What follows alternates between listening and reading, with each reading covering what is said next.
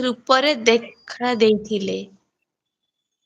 ଯେତେବେଳେ ବିଶ୍ଵବାସୁ ନୁହଁ ଭାଇ, ଯେତେବେଳେ ରାଜା ଇନ୍ଦ୍ରଦ୍ୟୁମ୍ନ ବୁଲୁଥିଲେ, ଇନ୍ଦ୍ରଦ୍ୟୁମ୍ନ ବୁଲୁଥିଲେ ତାଙ୍କ ଗୋଡରେ ପୁରୀର ଇଏ ବାଜିଥିଲା, ଶ୍ରୀମନ୍ଦିରର ଚୂଳ ବାଜିଥିଲା।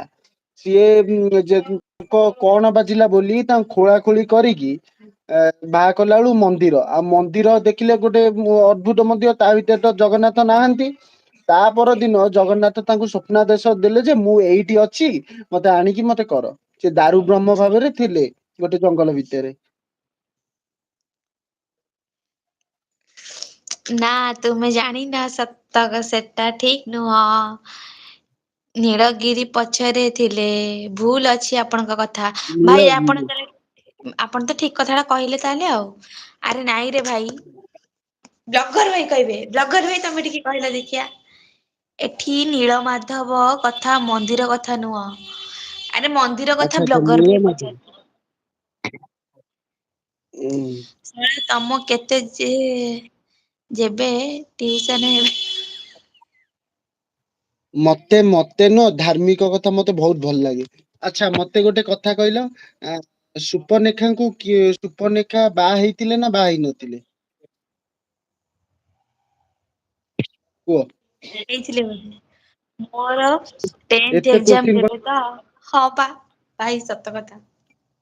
ପୁନା ଭାଇ ସତ କଥା। ଠିକ ଅଛି ମନ୍ଦିର ବିଷୟରେ ପଚାରିବି କୁହ। ପଚାର। ମତେ ଲାଗେନି ଯେ ମୁଁ କହିପାରୁନି, ଖରାପ ଲାଗିବ ମୋର ସେମିତି ନାଇଁ। ମତେ ଯଦି ଜାଣିନି ମତେ କିଏ ଗୋଟେ କୋଶ୍ଚିନ୍ ପଚାରିଲେ ମୁଁ ସେଠି ବସେ, କେବେ ଉଠିକି ପଳେଇ ଆସେନି। ମୁଁ ସେଠି ବସେ ଶୁଣେଇକି ସେ କଣ ଭାଇ ଭାଇ କହୁଛି, ଭାଇ ଜାଣିନି ଯଦି ଆଚ୍ଛା ଜାଣିନି। ସିଲୁ ଭାଇ, ନାଇଁ ସିଲୁ ଭାଇ ମତେ ଗୋଟେ ଆନ୍ସର ଦିଅ, ସୁପନେଖାଙ୍କର ସ୍ଵାମୀଙ୍କ ନାଁ କଣ? ସୁପନେଖା ବାହା ହେଇଥିଲେ? ପୁଣି ଯଦି ବାହା ହେଇଥିଲେ ତାଙ୍କ ରାମାୟଣକୁ ସ୍ଵାମୀଙ୍କ ପଳେଇଲା। ନାଁ କଣ?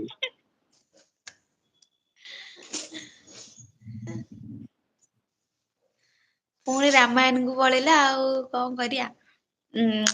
ପଚାର, ସିଲୁ ମୁଁ ଭାଇ ଏଇ ଟାଇମ ଟା ହାଇଲାଇଟ କରିକି ରଖୁଛି ହେଲା। ସିଲୁ ଭାଇ କୁହ, ଏଇ ସେ ସୁପନେଖାଙ୍କର ସ୍ଵାମୀଙ୍କ ନାଁ କଣ ଥିଲା? ସେ ବାହା ହେଇଥିଲେ କି ନା ବାହା ହେଇ ନଥିଲେ? ଭାଇ ଜଗନ୍ନାଥଙ୍କ ଛଡା ମୁଁ କିଛି ଜାଣିନି। ଜଗନ୍ନାଥଙ୍କ ପୂର୍ବରୁ ରାମାୟଣ, ଏଇଟା ଜାଣିଛ ନା ନାଇଁ? ମୁଁ ବୁଝିକିରି ଆସେ ରାବଣକୁ ରାବଣ ବା ତାଙ୍କ ଭଉଣୀ ଥିଲେ ନା ସୁପନେଖାଙ୍କର କଣ?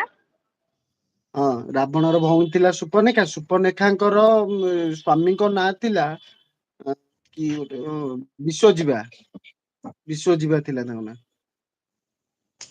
ନାଇଁ ସିଲୁ ଭାଇ ପଚାରନ୍ତୁ ସବୁ କଥା, ସିଲୁ ଭାଇ ପଚାର। ମତେ ଭଲ ଲାଗୁଛି ଶୁଣିବା ପାଇଁ। ଆମ କଂସାଳ ଟିକେ ଘିରି ନଥିବା ଭାଇ ଚାରି ଯୁଗକୁ ନେଇ କଳି ଯୁଗ।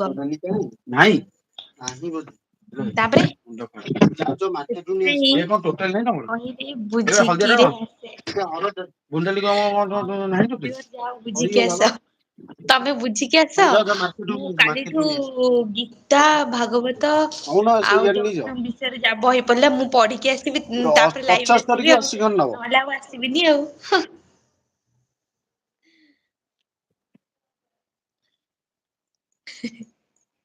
ଭାଇ ଚାରି ଯୁଗକୁ ନେଇ କଳି ଯୁଗ। ଆଚ୍ଛା ଭାଇ, କଳି ଯୁଗ କେବେ ଶେଷ ହବ ଭାଇ ଜାଣିଛ? ଭାଇ କେବେ ପୁରୀ ଆସିଛନ୍ତି? ହଁ ଆସିବ ସେ ବି ଯାଇଛନ୍ତି। ନାଇଁ ଭାଇ ମୁଁ ପୁରୀ କେବେ ଯାଇନି, ଭାଇ ତମ ନମ୍ବର ଟା ଦବ ମୁଁ ତମକୁ କେବେ ପୁରୀ ଗଲେ ନିଶ୍ଚୟ କଣ୍ଟାକ୍ଟ କରିବି। ଭାଇଙ୍କ ଘର ପୁରୀ କି? ନା ଯାଜପୁର। ଯାଜପୁର। ଆଚ୍ଛା ଭାଇ ଆମେ ଗୋଟେ ପ୍ଲାନ କରୁନାହାନ୍ତି, ଆମେ ମାନେ ଯେତିକି ୟୁଟ୍ୟୁବ ଆମେ ମାନେ ଏକାଠି ହଉଛୁ ସମସ୍ତଙ୍କୁ ଗୋଟେ ଗ୍ରୁପ କରିକି ଆମେ ସବୁ ଯାଆନ୍ତେ ପୁରୀ ମିଶିକି, ବାସ୍ କେବଳ ନିକିକୁ ଛାଡିକି। ଝିଅ ପିଲାଙ୍କର ନୋ ଏଣ୍ଟ୍ରି, ଓନ୍ଲି ବଏଜ।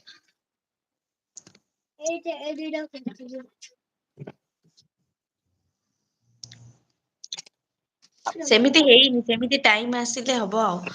ମନ୍ଦିର ପାଖରୁ ଆର ଆରମ୍ଭ କଲି। ଆଚ୍ଛା କୁହନ୍ତୁ।